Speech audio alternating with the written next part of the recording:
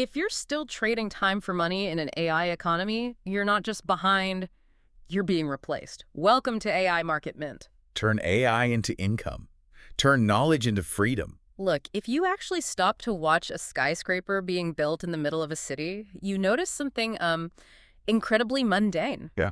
You never see a heavy lift helicopter fly in and just drop a fully formed 100-story glass tower onto an empty dirt lot. Right. Of course not. It simply doesn't happen. The entire process is just this endless parade of trucks dropping off thousands of boring, identical little bricks and steel beams. It's tedious. Highly tedious. But when it comes to personal wealth, I see it every single day. It feels like everyone is just standing around in an empty lot, staring up at the clouds, waiting for that helicopter to arrive. They're entirely conditioned to wait for the massive windfall. We all want the finished tower delivered by Tuesday. Yeah. Right? And because it isn't, we just dismiss the raw material sitting right in front of us. Which is completely delusional. The biggest lie sold to the middle class right now is this idea that wealth is a singular event. Yes, 100%. People are literally holding their breath for, a winning lottery ticket or some massive crypto pump or an inheritance. And the necessary paradigm shift here is realizing that wealth is not an event. It is a biological process. It's deeply tied to human neurochemistry. People are fundamentally starving for dopamine. And they are buying that dopamine with terrible habits. Exactly. Instead of generating dopamine by building momentum, they buy it. Dropping $6 on a premium coffee every morning or maintaining 5 different digital subscriptions they literally never log into. Because there is this pervasive cultural tendency to mock saving small amounts. Right. You hear people say, what's saving $5 a day going to do? That won't buy me a house. They look at the single brick on the ground and think, well, I can't live inside this one brick, so I might as well throw it away. But a skyscraper is literally just a million small bricks stacked aggressively over time. But people disrespect the foundation because they're competing against a rigged system. Wait, Ollie, capital allocation sounds technical. What does that actually mean for a normal person? Simple. It just means exactly how you assign every single dollar you earn to a specific job. Imagine it like a military general sending troops to the front line. If you leave them sitting in the barracks, you lose the war. That makes perfect sense. And right now, the system weaponizes our neurochemistry against that exact strategy. You have thousands of software engineers working at major tech companies whose sole job is to hijack your brain's desire for effortless, immediate rewards. And we rely way too heavily on sheer willpower to resist it. Which doesn't work. Willpower is a finite biological resource. It totally depletes. I mean, think about a standard work week. By Wednesday afternoon, after making hundreds of micro decisions at a job, navigating traffic, dealing with stress, The cognitive battery is entirely empty. dead. And that is the exact moment someone opens their phone and orders a wildly expensive food delivery. Not because they have the budget for it. No, simply because the brain is exhausted and demands an immediate hit of dopamine to cope. And the entire systemic structure of our economy actually relies on that exhaustion. If you look at the historical context, the shift over the last few decades is staggering. In the post-war era, the financial apparatus rewarded savers. Yeah, the environment actually supported the slow accumulation of bricks. Today, the system violently rewards borrowers and spenders. It engineers a psychological environment where you are subtly made to feel inadequate unless you upgrade your lifestyle every 6 months. It creates this toxic closed loop. You wake up, you work a corporate job Monday through Friday just to earn capital. And because the week drained you so much, you trade that hard-earned capital for cheap, fleeting dopamine hits on the weekend. You're essentially renting happiness. It keeps you trapped. Decades ago, spending money required physical friction. You had to drive to a bank, you had to interact with a teller, count out physical paper bills. The psychological pain of parting with an asset was tangible. You felt it. Now, it's Apple Pay. Double-click the side button. Facial recognition. The wealth transfers in milliseconds. It's frictionless abstraction. The credit card industry operates almost identically to a casino. Casinos don't want you betting physical cash because cash feels real. Right, so they give you plastic chips. Exactly.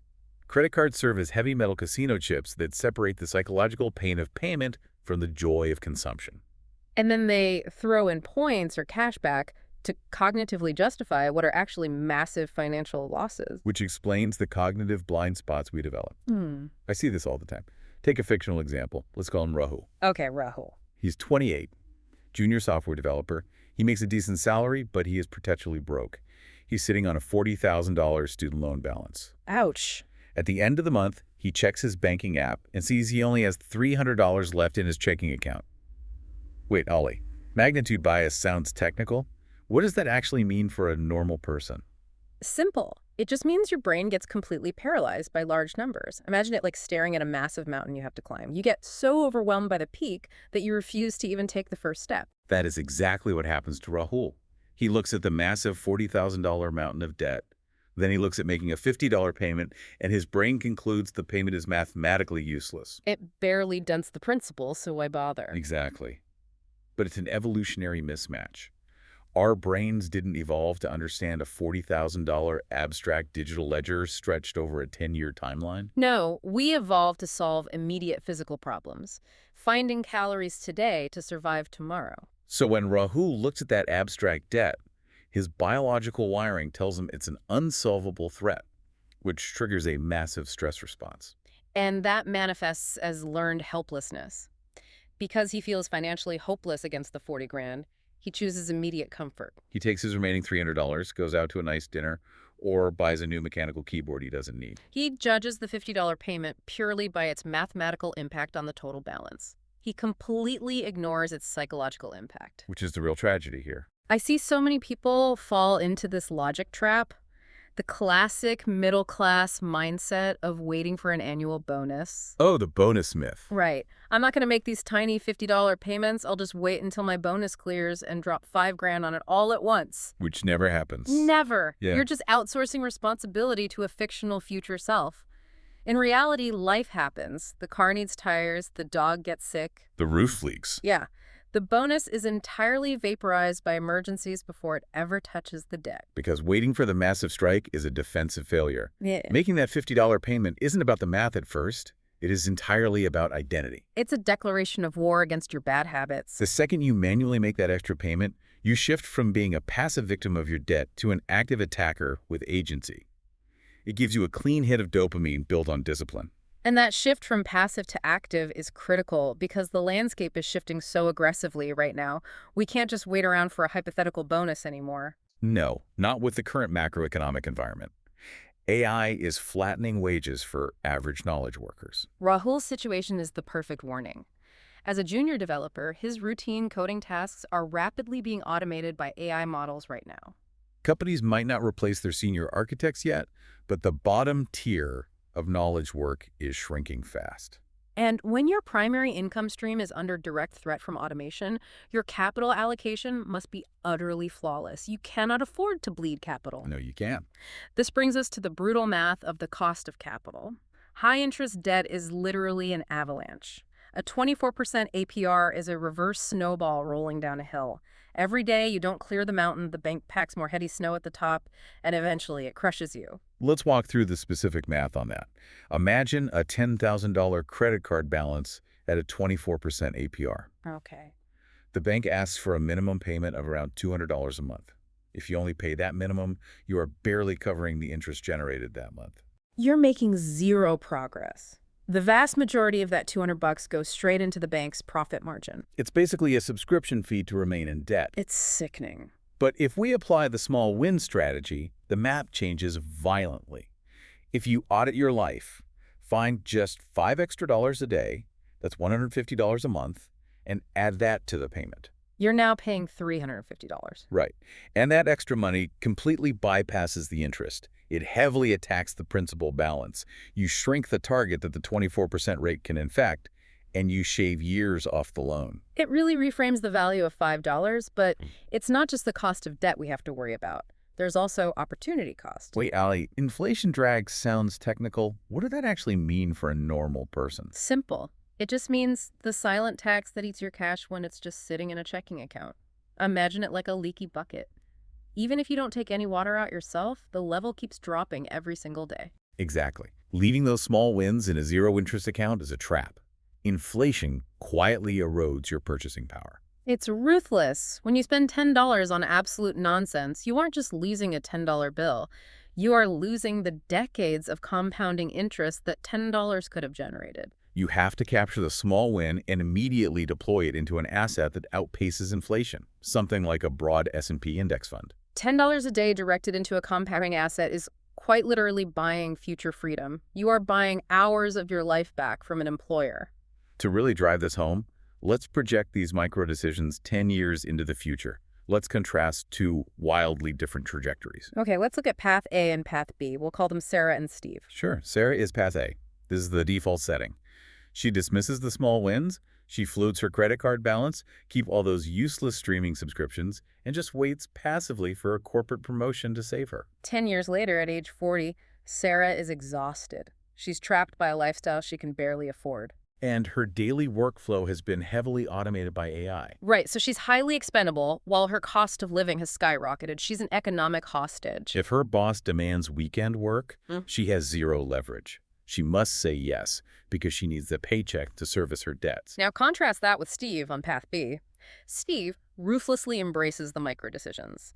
He aggressively pays off high-interest debt, $20 at a time. He automates daily micro investments. 10 years later, Steve has a fortified balance sheet.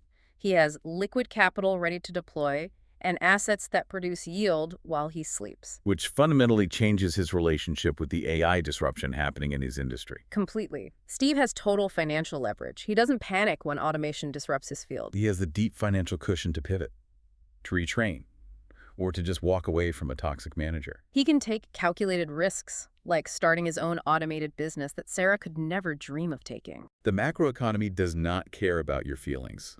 It only respects capital allocation. You are either actively building your own financial fortress, brick by boring brick. Or you are paying expensive rent inside someone else's fortress. Exactly. Building your own requires stepping off path A immediately. You need an actionable framework to make saving the default setting today. Which requires a massive mindset shift. Stop treating money as a tool for immediate gratification. It is heavy ammunition for your future freedom. And the best mechanism for this is dollar cost averaging. Automatically investing a fixed dollar amount on a regular schedule, $50 every Friday, regardless of what the stock market is doing. It completely removes human emotion. You buy more shares when prices are low, fewer when they're high. We break this down into a 3-step framework for gamifying your financial life. Step 1, audit and automate. Go through your recurring expenses. Cancel anything you haven't actively used in the last 30 days. But, and this is the critical part, do not let that saved money just absorb back into your checking account. No, you take that exact amount and automate it directly into a debt payment or an index fund. You capture the asset before your brain even registers that you have it. Step 2 is gamifying your daily choices to actively hack your neurochemistry. When you're tempted to buy a $6 coffee, physically put the cup down. Pull out your phone, open your banking app, and immediately transfer $6 to your investment portfolio. You replace the dopamine spike of passive consumption with the dopamine spike of permanent financial leverage. Step 3 is breaking down massive goals. Don't set a vague goal to save $10,000 this year. It's too abstract. It triggers magnitude bias again. Exactly. It leads to decision fatigue. Instead, narrow your focus. Aim to secure $27 today. $27 a day equates to roughly $10,000 a year. Anyone, literally anyone, can find, save, or earn $27 in a 24-hour cycle if they are focused. And by using digital tools to automate these sweeps, you create forced artificial scarcity. When you look at your account and see you only have $50 left for entertainment instead of $200. It breeds immense creativity. You find smarter, more intentional ways to enjoy your life. Look, the big break is an illusion sold to keep you passive. Real victory lies in the relentless execution of boring math. Take control of the micro decisions, and the macro environment takes care of itself. Which leaves us with a really provocative final thought. Yeah. Think about what happens if you successfully automate these financial defense mechanisms. If you train your brain to crave small capital gains, your baseline anxiety about money drops to absolute zero. Wow. Consider what happens to your creative potential when that mental bandwidth is finally freed up. That reclaimed cognitive energy might be the exact resource you need to invent, adapt, or leverage the very AI tools that are currently threatening your industry. You start worrying about paying the rent, and suddenly you have the mental space to learn how to command the machines. It all starts with respecting that one tiny brick. Don't let the future leave you behind. Start earning.